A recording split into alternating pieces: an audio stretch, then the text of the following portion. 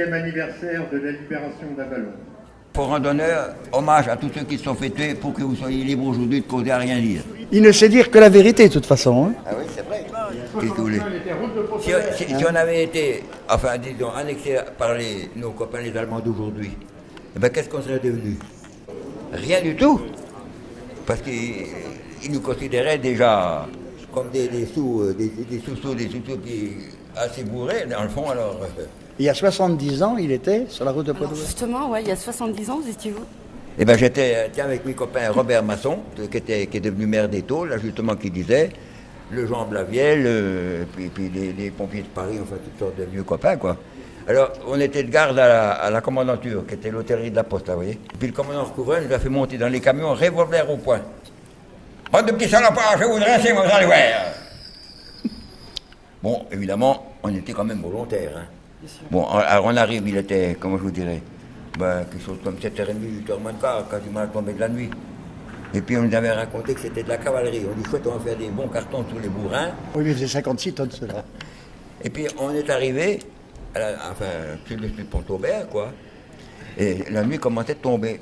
Et puis à ce moment-là, on voyait une espèce de masse sombre, devant nous, quoi. Et puis il y en a qui disent, fous un coup de pétard là-dedans, on va voir ce que c'est. Mais on n'était pas du tout descendu du camion, quoi. Ça s'est mis à péter. Alors là, ils ont allumé leur phare quand même, et puis ils ont foutu des rafales d'humidité. Bon, on a réussi à se tirer de là, jamais j'ai couru de ma vie. Il allait plus vite que les balles. Voilà, il était plus vite que les balles.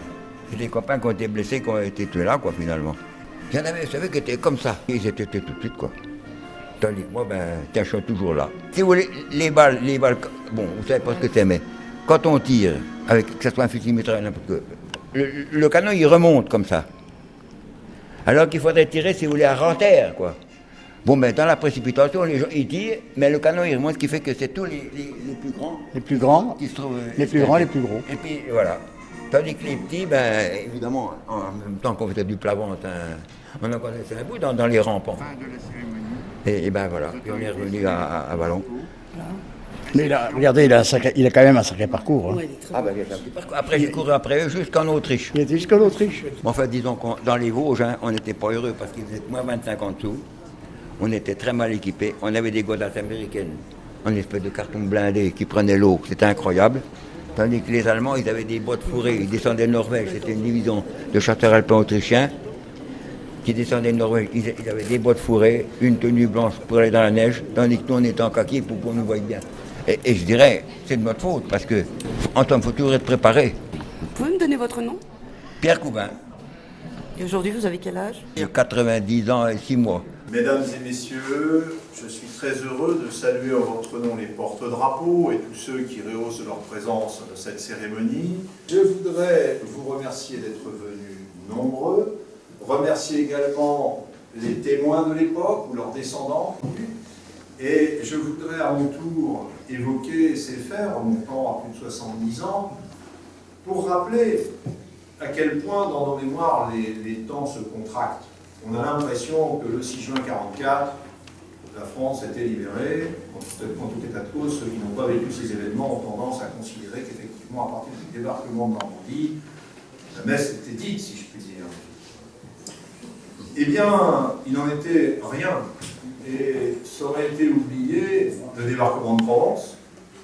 Je dois d'ailleurs remercier Gérard Berthet qui a représenté la ville d'Avallon en cérémonie de débarquement avec le matériel qu'il met à disposition de toutes les commémorations historiques. Il avait été également avec le matériel et quelques adhérents de l'association avallonnaise sur le théâtre des opérations en Normandie. Et il m'a justement rappelé la nécessité de se souvenir de ce deuxième débarquement avec notamment l'armée d'Afrique.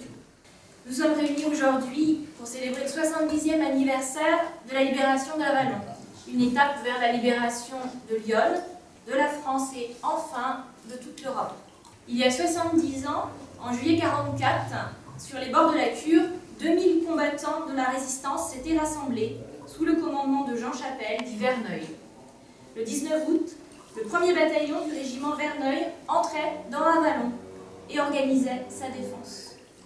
Ces maquisards participèrent ensuite à la libération de nombreuses communes du Morvan, de la Vallonnais, du Vézelien, parfois au prix de leur vie. Ces moments de souvenir, ces moments d'hommage sont, dans ce contexte très particulier, particulièrement importants, essentiels au sens premier du terme. Ils viennent opportunément nous rappeler que la paix est la plus précieuse richesse des peuples et des nations. Ils nous rappellent l'impératif absolu de transmission, car les exemples du passé donnent aux nombreux et importants défis du présent une valeur et un sens. Grâce à eux, la France a pu redevenir une terre de liberté, d'égalité et de fraternité. C'est un héritage sur lequel nous devons scrupuleusement veiller.